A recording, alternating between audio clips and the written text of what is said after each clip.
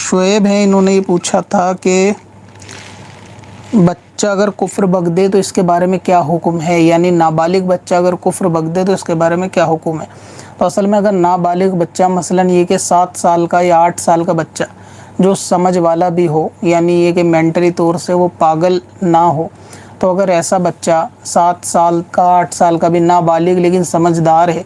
اور وہ اگر کفر بک دے تو پھر اس کا کفر معتبر ہوگا، یعنی وہ کفر ہی مانا جائے گا، جس طریقے سے نابالغ سمجھ والے کا اسلام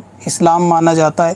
سیم ویسے اس کا کفر مانا جائے گا۔ تو لہٰذا اگر یہ نابالغ ہے کوئی بچہ اور وہ 8-10 سال کا ہے یا 10-11 سال کا ہے لیکن ابھی بالغ نہیں ہوا، تو اس سے اگر کوئی کفر سرزد ہوگا تو اس کو کفر ہی مانا جائے گا